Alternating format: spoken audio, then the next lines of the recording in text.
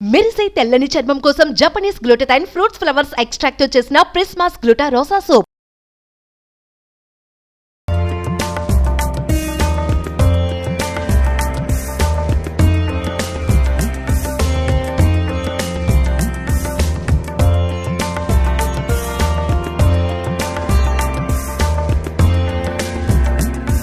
మామూలుగా మనం రవ్వ లడ్డు చేసుకుంటాము, శనగపిండి లడ్డు చేసుకుంటాం. శనగపప్పు వేయించి రవ్వ పట్టి లడ్డు కూడా చేస్తాం.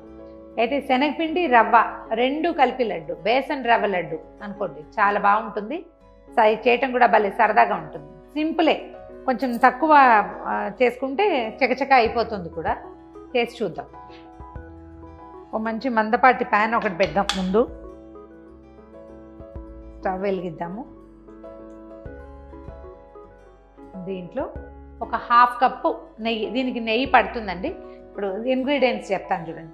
ఒక కప్పు శనగపిండి, ఒక కప్పు రవ్వ తీసుకున్నాం అనుకోండి, కనీసం ఒక 3/4 కప్పు నెయ్యి వేసుకోవాల్సి వస్తుంది. కొలత కోసం పెట్టాం కదా, అందుకని కొంచెం ఎక్కువ కనిపిస్తుంది. ఒక అరకప్పు కంటే తక్కువ, అరకప్పు కూడా పట్టదు, కొంచెం తక్కువే వేసుకోవచ్చు. దీంట్లో శనగపిండి వేసి వేయించేద్దాం. శనగపిండి ముక్కవాసన రాకుండా, పాతది కాకుండా, ఫ్రెష్ పిండి, బరగ్గా లేకుండా చూసుకోండి. కొంచెం పలుచగా అంటే మెత్తటి పిండి అయితే బాగుంటుంది.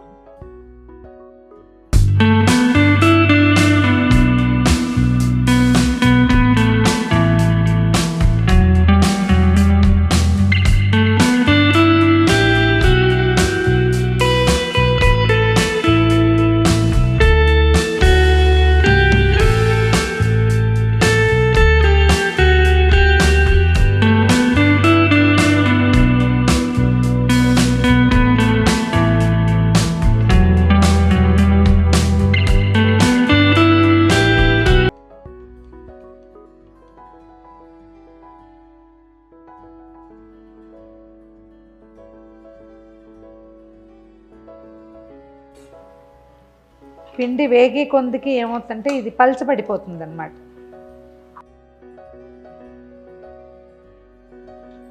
నిదానంగా సిమ్లో 10-12 నిమిషాల పాటు ఇది బాగా వేగే వరకు అడుగంటకుండా మాడకుండా తాపీగా. రెండో పని చేయొద్దు, ఇది మొదలు పెడితే ఇదే.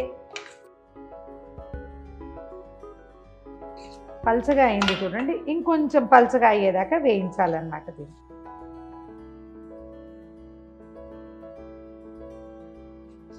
ఎంత వేగితే లడ్డు అంత బాగుంటుంది.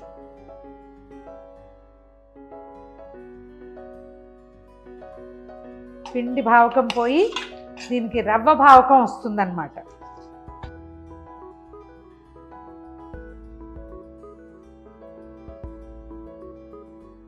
మైసూర్ పాక్ చేసేటప్పుడు ఒక రకమైన పొంగులాగా వస్తుంది చూడండి, దాన్ని అబ్జర్వ్ చేయాలి ఇందులో మనం.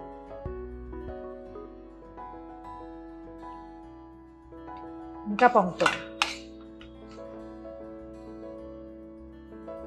కాస్త చేతి కొద్దీ తిప్పాలి.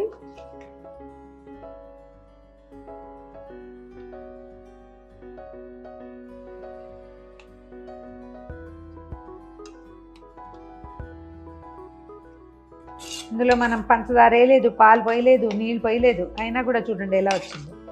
ఇలా అయ్యేదాకా చేయాలి.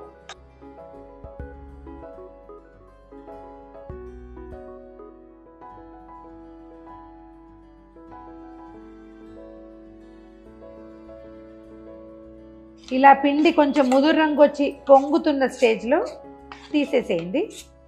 దీన్ని ఏం చేద్దామంటే ఒక పాత్రలో వేసి చల్లారనిద్దాం.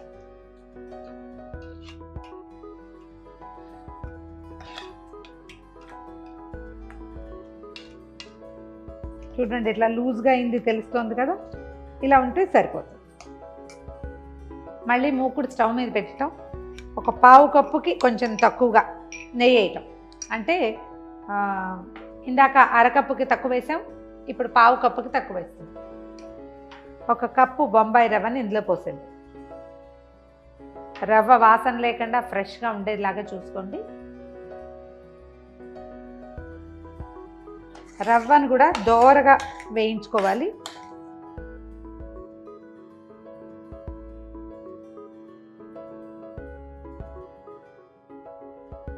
ఈ నేతిలో మనం శనగపిండి ఎట్లా వేయించుకున్నామో అట్లాగే బాగా కమ్మని వాసన వచ్చేదాకా, మంచి లేత రంగు, కొంచెం రంగు వచ్చేదాకా వేయించుకోవాలి.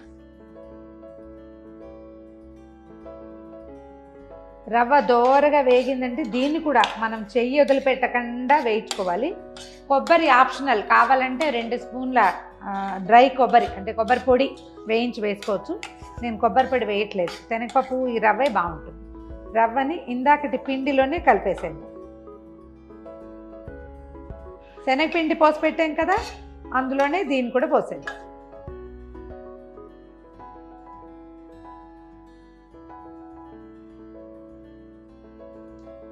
ఈ స్టేజ్లో మనం కొంచెం కొబ్బరి వేయించి వేసుకోవచ్చు. ఒక 2 స్పూన్లు, ఎక్కువ కొబ్బరి వేయకూడదు.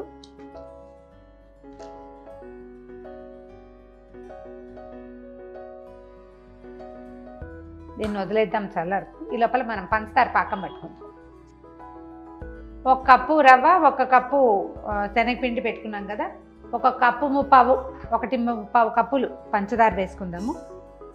దీంట్లో ఏంటంటే 1/2 కప్పు నీళ్ళు పోసి పాకం పట్టుకోవాలి.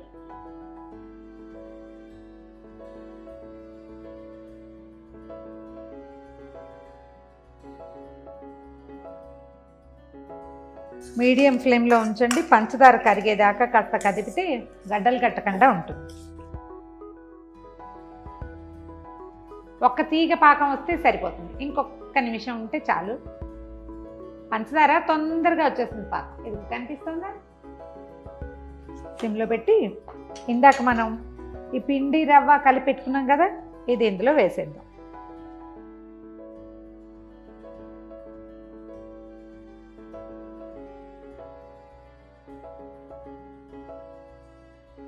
ఇదేదో చాలా వ్యవహారంలా కనపడుతుంది కానీ ఏం లేదండి.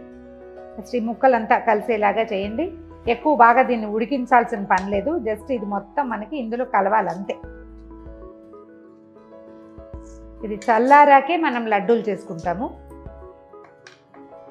స్టవ్ ఆపేస్తున్నా. ఒకసారి పాకంలో ఇవి ఉండలు గచ్చకాయలు లేకుండా పిండంతా నీట్గా బైండ్ అయ్యేలాగా కలుపుకోవాలన్నమాట.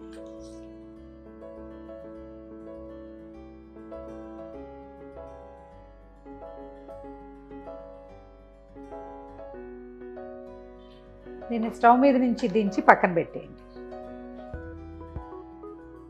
ఓ చిన్న ప్యాన్ పెట్టుకోండి. ఇది ముందైనా చేయొచ్చు. జనరల్గా నేను ఏ స్వీట్ చేసినా మొదటే జీడిపప్పులు కిస్మిస్లు వేయించి పక్కన పెట్టే అలవాటు. ఇవాళ కొంచెం వెనక్కి పెట్టాను అనమాట. ఈ పని ముందే మనం మూకుడులో వేయించేసుకోవచ్చు, ఇంకో పాత్ర పెట్టవలసిన అవసరం లేకుండా.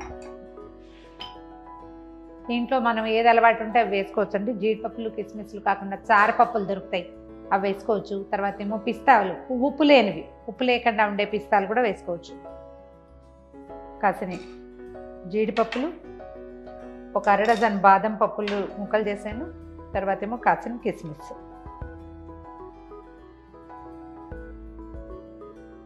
బాదాములు జనరల్గా చెప్తారండి, మాల్తీ చంద్ర గారు అయితే బాదం పప్పులు, సీమ్ బాదం పప్పులు నానబెట్టండి, నానిన తర్వాత చెక్కు తీసి సన్న చీలికలు తరగండి అని చెప్తారు. అది చాలా మంచి మెథడ్ అట. మనం ఇవాళ రేపు అన్నిట్లలోనూ ఇలాగే డైరెక్ట్గా వేసేసుకుంటున్నాం. నానిన పప్పు చాలా మంచిది.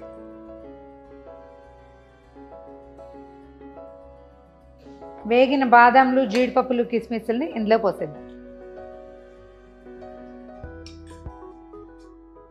దీంతో పాటు 1 స్పూన్ ఏలక పొడి కూడా వేసేసి దీన్ని చల్లారటానికి వదిలిపెట్టేయండి. ఇది బాగా చల్లారితే కానీ మనకి ఉండలు రావు. అంటే దాదాపు గోరువెచ్చగా ఉన్నప్పుడు చేసుకోవచ్చు. ఇది పలచగా ఉంది కదా, ఇది నిదానంగా ఈ పంచదార చిక్కబడి గట్టిపడుతుంది. అప్పుడు మనం ఉండలు చేసుకుందాం. మనం పల్చగా లూజ్గా తీసామా, చల్లారితే ఇలా అయిపోతుంది. ఇది కొంచెం గోరువెచ్చగా ఉండగానే ఉండలు కట్టేసేయండి. పల్చగా ఉండగా కూడా మన చేయి పెడితే కనుక వేడి చేసేసుకోవచ్చు. శనగపిండి, శనగ వాసన వస్తూ రవ్వ నోటికి తగులుతూ భలే రుచిగా ఉంటాయి. ట్రై చేసి చూడండి.